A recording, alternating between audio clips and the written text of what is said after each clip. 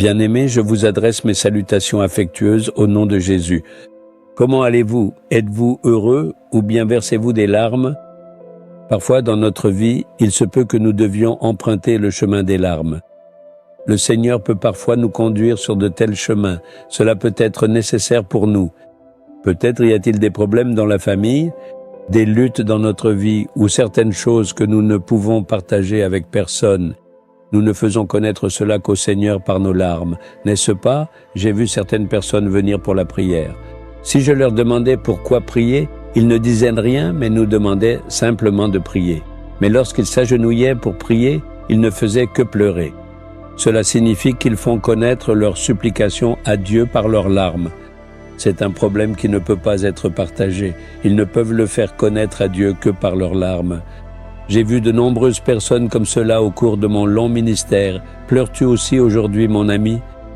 Peut-être penses-tu que si tu pleures devant les autres, cela deviendra une faute et ils risquent d'en faire toute une histoire. Et tu mouilles ton oreiller chaque nuit de tes larmes amères? N'oublie pas, sache que tes larmes ont une très grande et précieuse valeur. Sais-tu ce que c'est? Psaume 56, verset 8. Tu comptes les pas de ma vie errante. Recueille mes larmes dans ton outre. Ne sont-elles pas inscrites dans ton livre? Autrement dit, il dit que le Seigneur Dieu Tout-Puissant a une bouteille spéciale au ciel dans laquelle il recueille avec amour toutes nos larmes, chaque goutte de chagrin. Il tient aussi le compte de nos larmes et vérifie combien de larmes ont été recueillies dans cette bouteille. Pourquoi le Seigneur a-t-il dit cela? Pour certaines choses, dès que tu pries, tu reçois la réponse. Mais pour d'autres sujets, des miracles se produisent lorsque tu jeûnes et pries. Mais pour certaines situations, le Seigneur attendra vos larmes. En particulier, lorsque vous priez pour le salut d'une âme, si vous voulez que la vie de votre mari, de vos enfants ou de ceux qui vous entourent change, il vous faut verser des larmes. Lorsque vous versez des larmes avec fardeau pour ces âmes, le Seigneur verra ces larmes et les sauvera. Ainsi, verser des larmes est nécessaire pour que certains desseins de Dieu s'accomplissent. Il y a de nombreuses années, un jour je pleurais à cause d'un problème particulier. Le Seigneur m'a dit, ne pleure pas. Tu ne dois pas verser tes larmes pour toi-même. Tes larmes ne doivent pas être gaspillées. Tu peux pleurer pour des âmes ou pour la nation, mais pas pour tes affaires personnelles. À partir de ce moment-là, je me suis engagé en disant, d'accord Seigneur.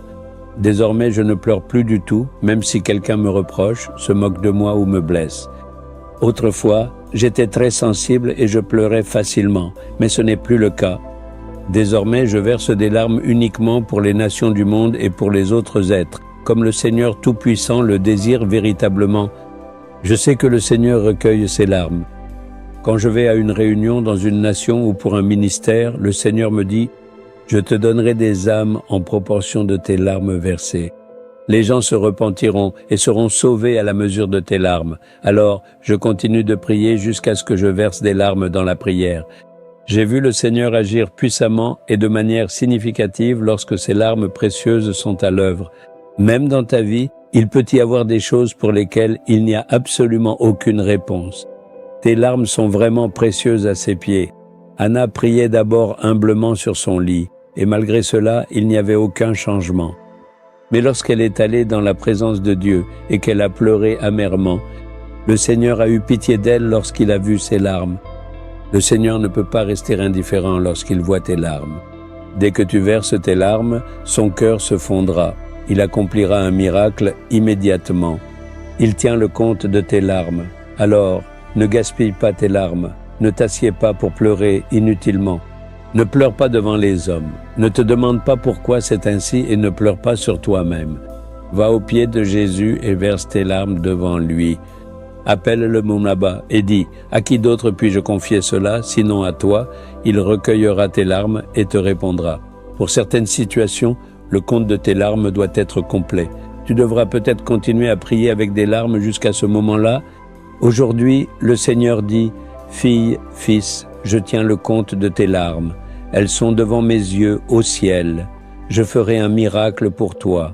Tes larmes se transformeront en larmes de joie. N'a-t-il pas transformé les larmes de Anna en larmes de joie? David a tout perdu et il a pleuré jusqu'à ce qu'il n'ait plus de force. Ne lui a-t-il pas rendu tout ce qu'il avait perdu et ne l'a-t-il pas rempli de joie? Le Seigneur le fera aussi pour toi. Le roi Ézéchias a pleuré sur son lit de malade. Le Seigneur l'a guéri, a ajouté 15 années à sa vie et l'a rempli de joie. Il le fera aussi pour toi, il est le Dieu qui tient le compte de tes larmes. Seigneur, regarde cette fille, ce fils, il pleure tout seul, il verse des larmes dans la solitude. Il pense, je verse des larmes rien qu'en y pensant. Qui verra mes larmes? Tu tiens le compte de leurs larmes et tu les mets dans une bouteille. Fais d'un miracle pour cette fille, ce fils maintenant. Réponds à leurs larmes, qu'ils voient un miracle même aujourd'hui, qu'un miracle se produise dans leur vie aujourd'hui même. Fais des miracles et transforme leurs larmes en larmes de joie. Au nom de Jésus, Amen, Amen. Abonnez-vous à la chaîne YouTube Jésus Redeems français.